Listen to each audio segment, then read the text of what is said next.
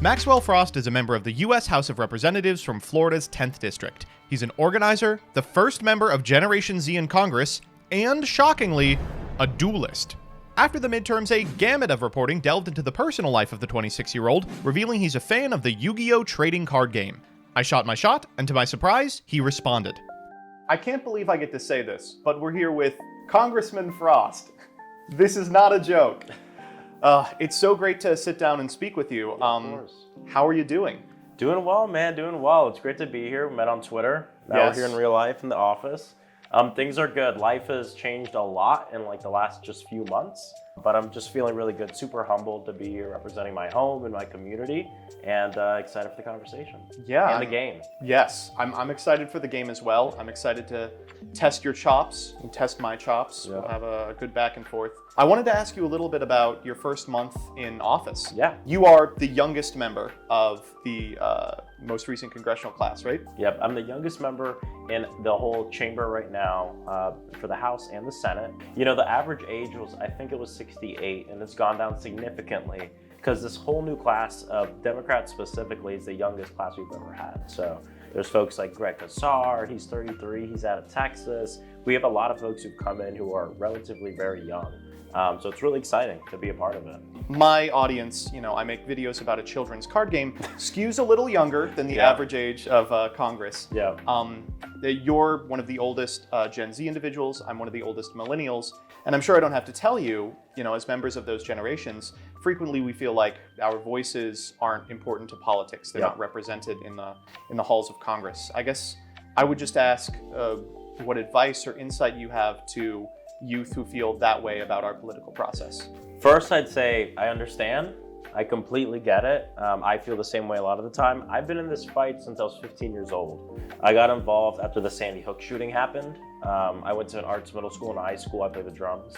Before every jazz band concert, my best friends and I would go to this restaurant across the street, load up on a ton of junk food. And I remember, and I specifically were there eating, a silence fell across the entire restaurant. We look up at the television screens and see the images of kids walking out of Sandy Hook Elementary School with their hands in the air because somebody walked in and murdered 20 children and 6 teachers. And it had a huge impact on me. And I ended up coming to DC for the first time at 15. I went to the memorial, and it was there that like my life was changed. You know, I had my call to action, and decided to get involved. Got in for one reason, found out there's a lot of issues, and it's really kept me in the work. So what I tell everyone, it's okay to feel that way, especially because we have systems that don't always work for us, especially as young people, people of color, working class people, poor people in this country. But you know, what gives me a lot of hope is if you look at all the people fighting in the struggle across the country, you'll see that there's room for everybody. And we have to fight, right? The other option is that we just let the status quo continue. And I don't know about you, but I don't want the status quo to continue. Not a big fan of it. Yeah, not a big fan. But, and I'll say this, and not everyone has to be an activist on the front lines. Not everyone has to run for Congress. Like what I always like to say is, I think legislators need to see the world through the eyes of the most vulnerable. And imagine if everyone did that. Not just legislators, but managers at the store, clergy, teachers, our artists, culture, everybody. Then we live in a better world. So you can, in your small ways too, in your life, you can fight for justice in your workplace, etc. You don't have to run for Congress. You don't have to be an activist on the front lines. You can be someone who's fighting for a better world in your own life, in whatever you do. I think that's great. And you're doing that right now too. Oh yeah, very important. I'm trying to improve the Yu-Gi-Oh community. No one play Mystic Mind. I guess I have another question in terms of your geography. You're from Florida. Yep. You were elected to this seat in a wave of, I think, historical Democrat leadership. It was during the 2022 midterms, Democrats massively overperformed expectations pretty much everywhere but in your home state, where the free state of Florida. A wave of, for lack of a better word, divisive candidates were able to capitalize on sort of culture war issues and mobilize Republicans. As political pundits try and kind of extrapolate from that a model for the 2024 election, what can you offer in terms of insight as someone who did win big in that area? You know, I always like to take a step back and look at the numbers, right? So we had a horrible year, right? But for me, what would signify a huge, huge problem, and we have a problem in Florida, I'm not saying we don't, is an ideological shift of the state.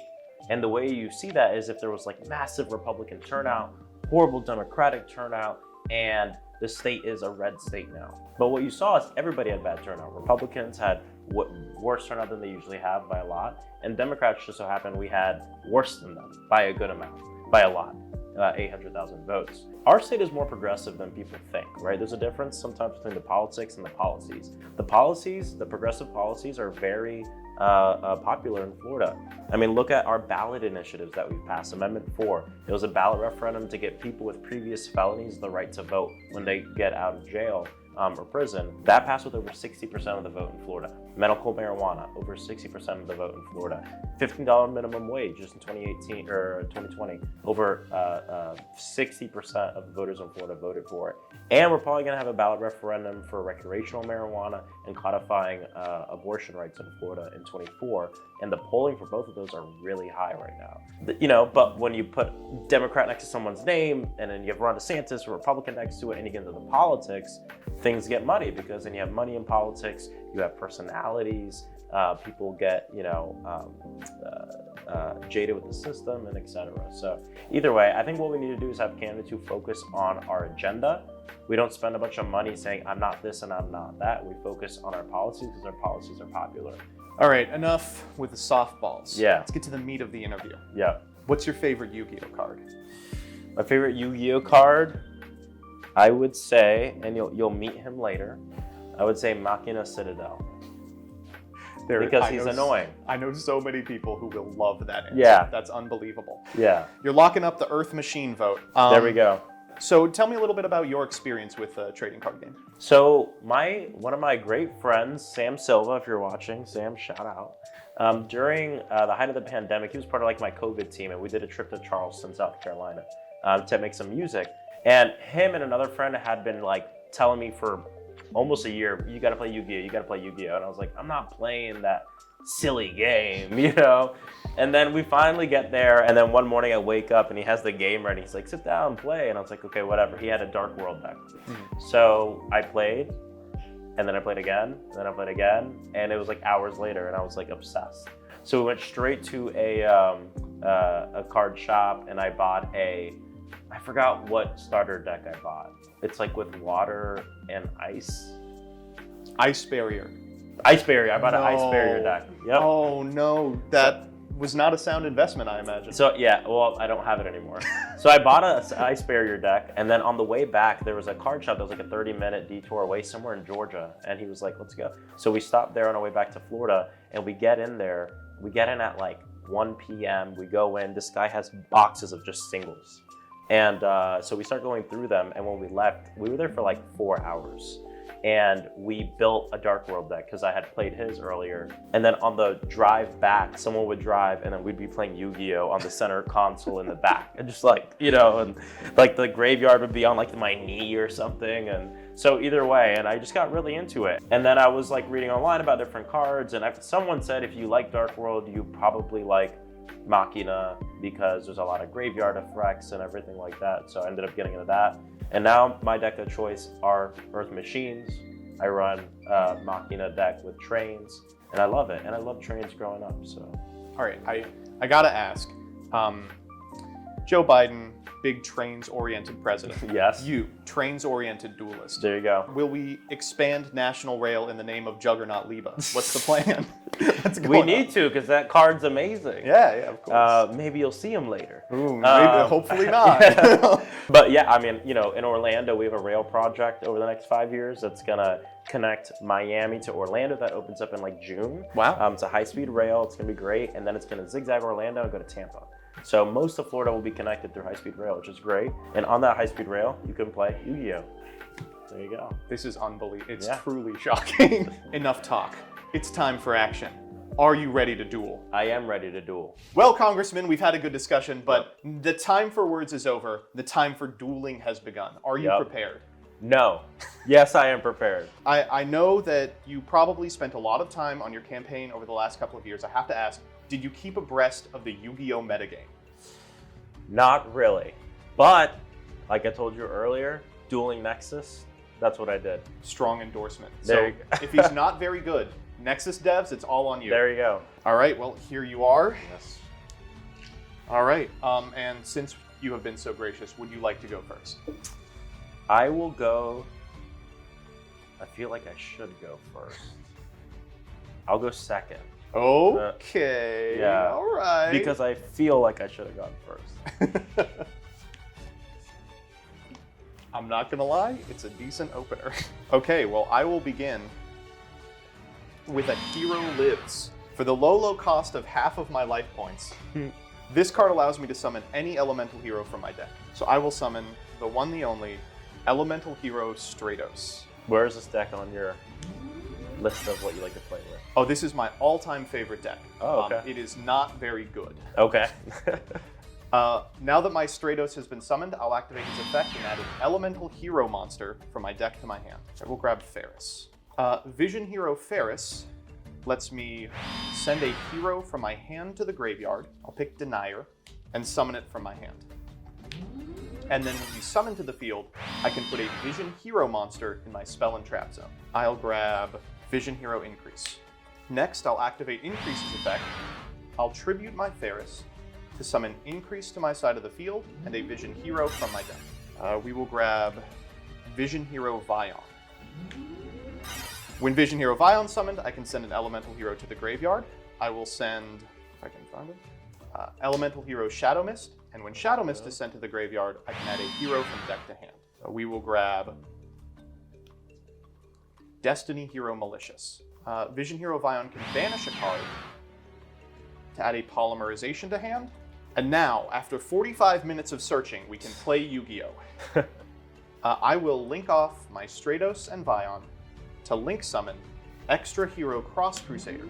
This lets me summon a Destiny Hero monster from my graveyard. I will pick Denier, and then I will activate Polymerization using my Destiny Hero Denier and my Destiny Hero Malicious for a Destiny Hero Destroyer Phoenix Enforcer.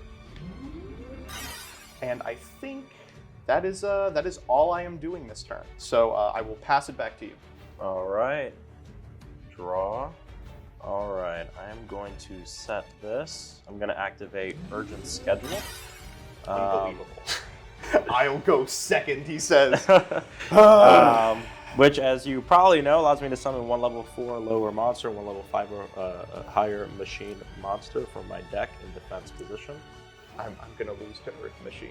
I'm never going to hear the end of this. I'm going to go ahead and do Scrap Recycler and City. There he is. Yeah. Go into link off in the Scrap Wyvern. Yep. I'll think here. Yeah, I don't feel like I'll get a better opportunity to do this. So I'm going to activate Destroyer Phoenix Enforcer here. Okay. I'll destroy my Vision Hero Increase and your Scrap Wyvern. Okay. What I'm going to do is I'm going to pitch Mega Form to special summon Air Raider. Yep. Set this card, and I'm going to pass. All right, I will draw for turn. I need to get down the cool shuffling of the cards. Yeah, this is like 90% of playing Yu-Gi-Oh! Okay, gotcha. All this, nothing. Yeah, it's really, this, okay. That's where it is. We're going to normal summon Elemental Hero Liquid Soldier. When this card's normal summoned, I can target an Elemental Hero in my graveyard and special summon it to my side of the field. So I'm going to summon Elemental Hero Stratos. I'll activate the effect of Stratos because it was special summoned to add an Elemental Hero from my deck to my hand. We'll grab Plasma. I'm going to activate the graveyard effect of Destiny Hero Malicious. I'll banish it from the graveyard to summon a Malicious from my deck. And then I will tribute the Malicious, the Stratos, and the Liquid Soldier to special summon Destiny Hero Plasma. This monster's crazy. I can chain off that, right? Yes. Okay, cool. I'm going to activate Machina Air Raider's ability. He'll destroy himself, and I can bring a level 8 or lower Earth Machine monster from my deck and special summon it. Unfortunately, Oh. your monsters aren't the only ones with special abilities. My Destiny Hero Plasma negates the effects of all face-up monsters you control. Gotcha. Okay. But that's not all he does. This card's crazy. Okay. I'll activate his effect and equip your Machina Air Raider to him as an equipped spell card. And then he'll gain attack equal to half that monster's attack. All right. There we go. All right, I'll go to the battle phase. Plasma attack into the face down. There you go. We'll get in for 16 and 25. And that's it for me. Back to you. Okay, cool. Draw. Okay. Let me see here. All right, I'm going to activate Harpy's Feather Duster. Yep. Get rid of my dude and There you go. back over here. I'll go ahead and normal summon Flying Pegasus Railroad Stampede. Mm-hmm. With this card. Oh. Yes. That negates the effects of all monsters. Yes. See? This is what I got. Well, let me see what else I'll do. Can I read it? Yeah. Let me see. Your congressman is already establishing an intellectual prowess that far surpasses any other Yu-Gi-Oh player by reading the cards. Yep. Okay, what I'm gonna do is I'm going to activate my Trap Crusher run. I have no idea what this does. Do you mind if I read it? Yeah, of course. If you destroy Earth Machine Oh, I by get it. effect or There is absolutely no way I can let that stay on the field. I'll activate the effect of Destroyer Phoenix Enforcer. Okay. I'll destroy my Cross Crusader and your Crusher run. sounds good. I'm gonna go into battle Yes. and I will hit that. How? I don't have object permanence, I swear. That's fine. That's Okay. 100. And I then lose Citadel 100. is fine as well. Alrighty. City comes out. Yep. This one destroys, and this one negates. Okay. And can take next turn. Yeah, I'm gonna go ahead and Yeah, I'll take 11 here. You're not the only one with graveyard effects. Alright. Because I took damage, I will replace Vision Hero Increase into my spell and trap card zone. Does he do anything? No. So- No, he doesn't. Okay. And then I'll pass. I'll draw for turn. I cannot believe this. You couldn't have scripted it better. I activate Miracle Fusion. I will fusion summon monsters listed on a hero fusion from my extra deck. So I'm gonna fuse Liquid Soldier and Stratos into Elemental Hero Absolute Zero. So Ab Zero says a bunch of stuff, but the important part here is when it's removed from the field, I destroy all monsters you control. Okay. I will activate Increases effect to tribute Absolute Zero and summon himself. Am I? Yeah, okay. So And then I'll activate the graveyard effect of Ab Zero to destroy your field. And I will chain onto that his quick effect Yes. to destroy any monster 3,000 or less. That is fine. And that's my whole field. Okay. Well, that was productive. All right, you've got no cards in hand, but you have Citadel. I'll activate Pot of Prosperity. I'll banish 6 cards from my extra deck face down, and then reveal the top 6 cards of my deck. And add one of them from my deck to my hand. Let's go. 1, 2, 3, 4. Wow, they really want me. This is the same Wow. card all day. Wow. Oh, okay. Well, what did I keep? That. Okay, we'll take Reinforcement again. And then I'll activate it. I will add from deck to hand. I think I have another Stratos in here. We'll see when the last time I edited this deck was. I do. We'll add Stratos. We will normal summon Stratos, which allows me to add a hero from deck to hand. Vision Hero Ferris. Then we will activate the graveyard effect of Destiny Hero Denier. Because I have a Destiny Hero in my grave, I can summon him, then place a Destiny Hero that's banished in my graveyard on top of my deck. I'll choose Malicious. I'll activate the graveyard effect of Malicious to banish itself and summon one from deck. We'll link these two off for extra hero Cross Crusader, and we'll use his effect to summon back a Destiny Hero monster from my grave. Here, that's going to be Destroyer Phoenix Enforcer. We'll go to battle. Because I activated Pot of Prosperity, you take half damage. So this will be 8, 9, and 12.50, which I do not know how much that is. Wow. Thank you. I thought that was game. All right. Well, we're not I done will yet. pass it back to you. Alrighty. Let's see. Heart of the cards. Draw. Game. Oh. There we go. All right. Good stuff. You want to go to game 2? Let's do it. All right. Time for game 2. Game Would you 2. like to go first this time? I'll go first this time. Yeah. All right. Here you I'll are. go first this time.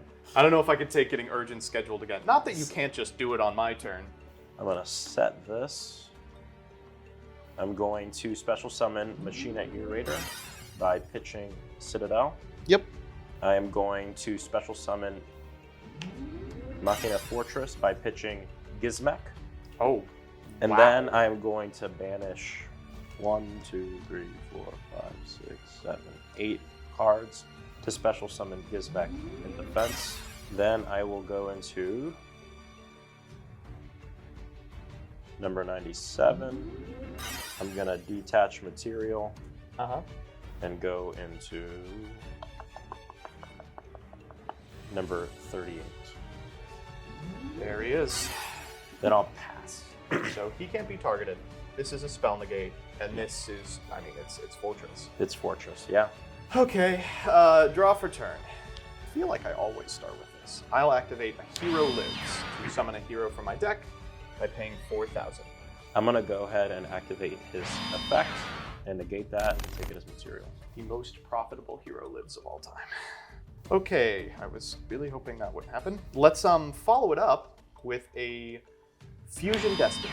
So we will send 2 Destiny heroes to the graveyard to summon a powerful monster for my extra deck. We're gonna go Plasma and Dark Angel to summon Destroyer Phoenix Enforcer. So how does Fortress work? I attack it and it'll destroy me? Yeah, I can pop any card on the field after he's destroyed. Dang, that's good. Yeah. I'll go for Pot of Prosperity.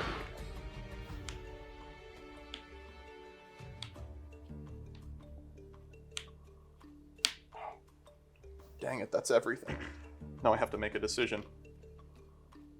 I'm gonna grab Harpy's Feather Duster. Sounds good. And then I will activate Harpy's Feather Duster. Got the Crusher. Oh, okay. Let's normal summon Denier. I'm gonna activate the effect of Destroyer Phoenix Enforcer. I'll destroy the Denier on my side of the field and the Dragooblion on yours. It isn't target. Yeah, that is. I really don't want to walk into the fortress. You're just gonna get Citadel. Draw. I will activate Swords of Revealing Light. Oh, I do have to let you know. While he's on the field, all of your monsters lose 200 attack for every hero in my graveyard, which right now is 3. I'm losing 6. Well, that's unfortunate. All right, I'm gonna go into battle, and with a 19, I'll hit your Destiny hero. I get it. I will respond then. Okay. I'll use Destroyer Phoenix Enforcer here. I'll destroy himself and the Titanic Galaxy. Okay. So that you can't attack into him. Oh, okay. So that'll, okay, gotcha. After that, I'll activate Destroyer Phoenix's effective grave. Next turn, I'll bring back a Destiny hero. Gotcha. All right, so we'll replay this. I'll do 25 directly. I'll go down to 15. This probably isn't the smartest thing, but I'm gonna get in everything I can. No! I was hoping you'd forget Gizmek. Oh, you've got it. I'll do 24. That's that lethal, it? yeah. All right, there you go. Ugh. I'm going first. All righty. Urgent schedule be damned. If you draw it, you draw it. I have once again drawn Fusion Destiny. I will try to activate that. This time we did not draw the Malicious or the Denier. We will make Destroyer Phoenix Enforcer. I know him. He has been a classic. Next we'll activate Vion. We will send a Shadow Mist to the graveyard, and then we'll use Shadow Mist to add a hero from our deck to our hand. Here we're going to get Ferris. We'll activate Vion's second effect, banish the Shadow Mist to add a Polymerization. We are going to activate Ferris, pitching Plasma, summon it, then put a Vision hero in our back row. We'll activate Increase, sending Ferris to summon itself and a Vision hero from deck. Here we're just going to get the second Increase. We will Link Summon. Oh, we can't Link Summon Wonder Driver, we're under FD. Cross Crusader. We'll Reborn the Malicious. We'll link these two off for Destiny Hero or Extra Hero Dread Decimator. This card gives all monsters it points to and itself 100 attack for each hero that I control. Then we will set one card and pass it back to you. Draw. All right. Okay, I'm going to special summon Air Raider by pitching Fortress. Sure. Yeah, I'm going to special summon Ear Raider by pitching Fortress. Yes. I'm going to set this. I'm going to special summon Fortress from the graveyard by pitching Gizmek. Mm-hmm. And then I'm going to activate Ear Raider. He can pop himself and bring a Earth Machine 8 or lower from the graveyard. I will chain. Okay. Mask change. I'm going to send my Vision Hero Vion to the graveyard to summon a Masked Hero Darklaw for my extra. Okay. While this card is on the field, any card sent to the graveyard is banished instead. No! All right. He's banished. Okay, well then, one option. Fortress. I'm going to bring out Gizmek. And so that's the pop. What is it? And then that's just the... Yep, and if you add a card from your deck to your hand, you'll banish a card from your hand. All right, cool. I'm going to go into Mecha Phantom Beast. All right, I have to think here. Okay. Yeah, I'll activate Destroyer Phoenix Enforcer on summon. Okay. I'll pop both the Destroyer Phoenix Enforcer and the Draco Sack. And then I will activate Destroyer Phoenix Enforcer to come back next turn. I'm going to go into Dragluvion. Again. Detach material. I'm going to detach Air Raider. Yep. And I'm going to bring out Numeron Dragon. Yep. I'll detach material, so he'll be at 9,000. That's fine. And then I will go into battle. Yes. With 9,000, I will hit. I'll take a lot here. He gains 17, so is at 41. I'll take 4,900. Okay, because I took damage, I'll put And he goes back to 0 at the end of your turn. Vision Hero increase here, and you can proceed. I'll pass. All right, I will draw for turn.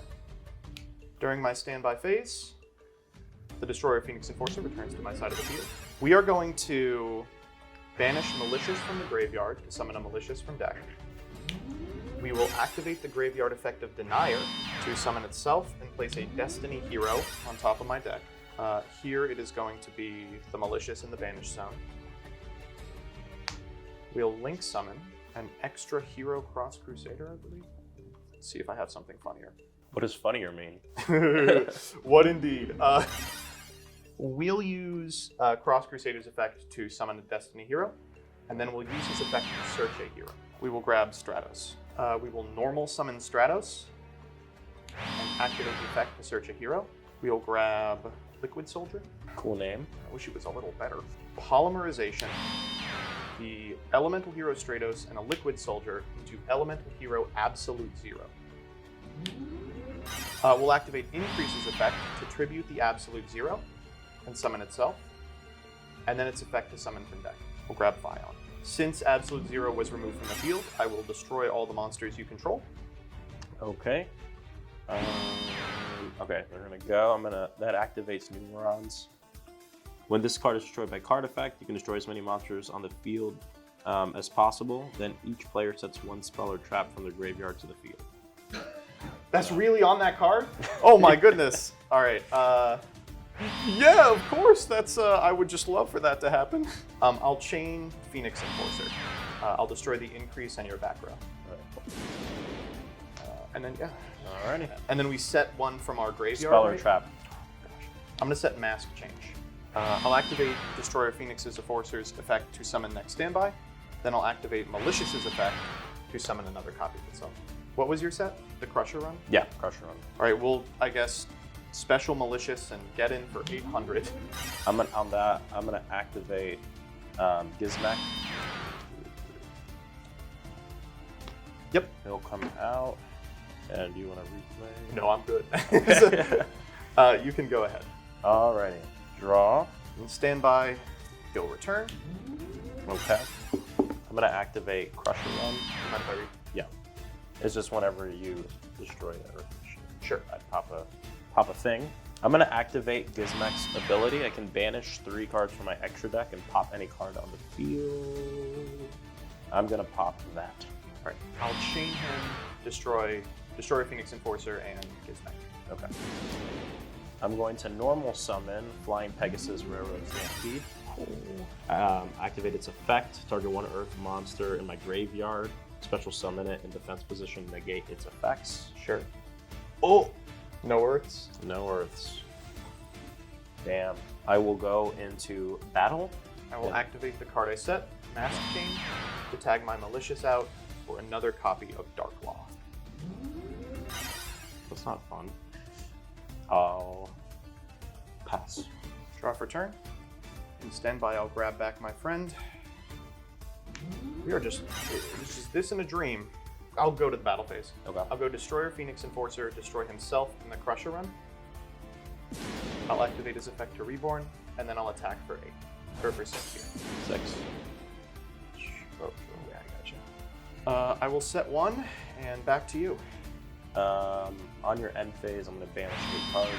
Yep. 1, 2, 3, 4. Okay. Draw. During standby, I'll get back DPE, and then I'll activate his effect to destroy the Gizmek and the set card. And he'll end up banished. Yeah, okay, gotcha. Running out of options. I will pass. I normal summon Stratus. We'll grab a hero from deck to hand. I'm gonna grab Shadow Mist, I guess. And I will go to the battle phase. 25, 24, 18. That's 50, 67. Back to you. Alrighty. This is it. Game. Oh, Good woo, game. those were close. Yes. Oh my gosh. Good stuff. I'm just a silly guy who plays Yu-Gi-Oh! Online all day.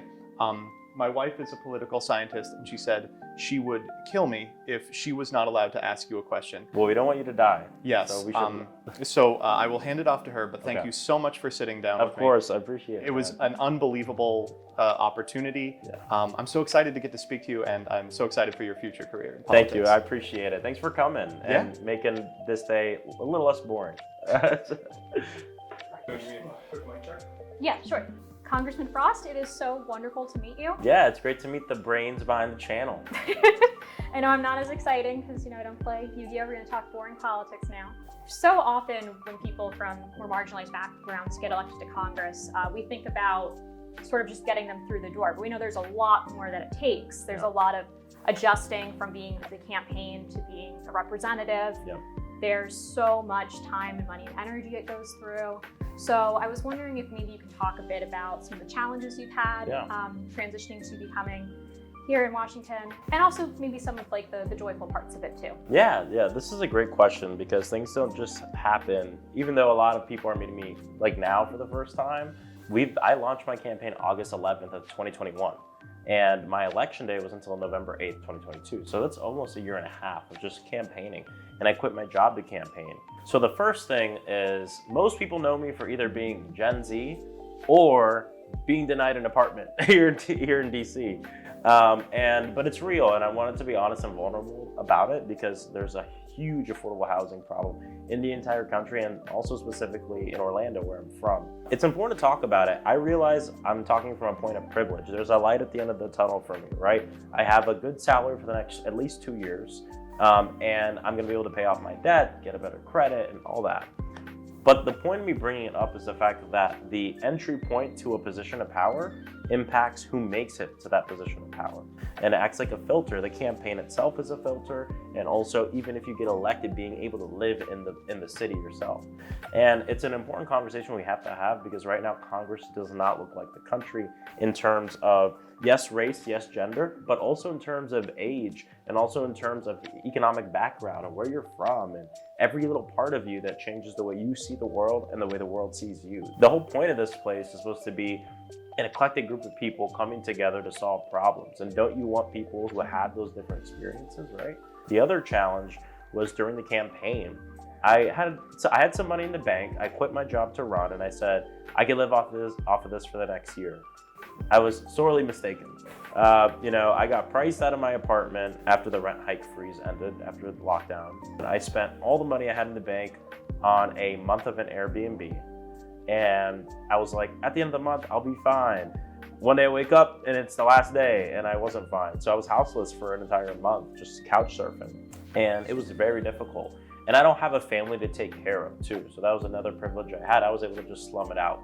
But people shouldn't have to do that. And honestly, if I had a family, I would have probably dropped out in like January of last year.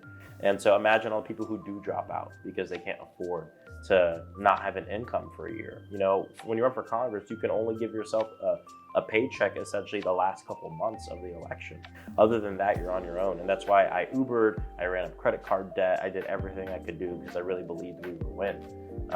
And really put myself at big financial risk to do it. But it was just what we had to do. So there's a lot of structural problems that we need to work on to make campaigns more accessible for people.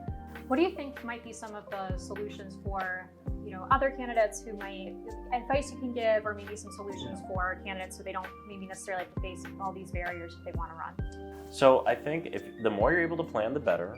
If folks are able to really save money and make sure that they have money in the bank so that way they can pay their bills, that's good, or find a way to make some money during the campaign. But I will say every campaign's different. If running for Congress really does it's like a full-time job. But if you're running for state legislature, sometimes city council, it'll be a full-time job in the last few months, but you could do it part-time and also work. So whatever, figuring out what the plan is. The main thing is having a plan. I didn't really have a plan. This was very impulsive for me. But I encourage people to think about it, make a plan, talk with your support system, get the buy-in of your family and friends, because people let me sleep on their couch, right? I was supported by folks. I didn't do this alone. And then what we need to do up here is we need to pass laws to make these elections more accessible. We need publicly financed elections so there's no big money in politics. We need to end Citizens United. There's a ton we need to do, but it's not gonna happen the next year or two because, Republicans narrowly control the House. And up here, it's a math problem. Politics is a math problem. If you don't have the math, you can't pass the bills. So we're gonna fight for what we believe in. I believe one day we're going to have equitable elections. I don't think we have that now. But in the meanwhile, we got to take care of each other, and that's part of what the preparing is for. So Republicans control the House, and they also control your state of Florida. You were one of the only Democrats elected this year. Yeah. I want to know how you think bipartisanship works right now in this climate, especially as someone who doesn't have any co-partisans from their state really to work with, and since there is just this really razor-thin majority and divided House and Senate. So how do you think bipartisanship is going to work well? It's hard. It's hard right now. I mean, we talk about division, but there's a vengeance that a lot of folks in the Republican Party leadership have for Democrats right now. I mean, one of my committees is House Oversight. It is like a television show, right? If you log in, everyone's saying crazy things. It's a bunch of crazy debate. Yesterday we had a hearing on Hunter Biden's laptop. And that's what we spoke about for hours and hours and hours. And we're not handling the issues people care about. But I will say there are some more moderate Republicans I think we can work with. I'm going to be honest with people, though, because I think it's important. There's not going to be any big transformational change that comes out of this chamber for the next 2 years. Because if we did work on something in a bipartisan way, it'll be a lot more incremental because of politics. And that's really unfortunate. But it doesn't mean all hope is lost or anything. We can still get good work done. We can still work at getting money appropriated in the right ways to help with equity in the country. And we set ourselves up, hopefully have a governing majority in 2 years and actually work to pass things like, I believe in Medicare for all and bills that ensure that we transform the way people live in this country. So what has been your favorite moment so far in the past month? I read an NPR article about you going to State of the Union address this week to prepare, and just getting to see all the wonderful things you've gotten to do. So what's been like the highlight so far? The highlight so far, there's the State of the Union, being in Congress, the swearing, all this, right? We had a swearing in party, we had a concert, it was great. But I will say, one of my favorite bands is the 1975. I love that band. I've been a fan since high school. And when I got elected and I came here for orientation, I went to their show here and they gave me a really big shout out. And I almost cried. I actually have, there we go, yeah. So honestly, as a, art school kid that loves music, that whole shout out and that whole night was just a night I'll remember the rest of my life. Honestly, that's where it really hit me that I was going to Congress. But the whole thing has been just amazing. Seems like you're the real rock star over here. Oh my God. No.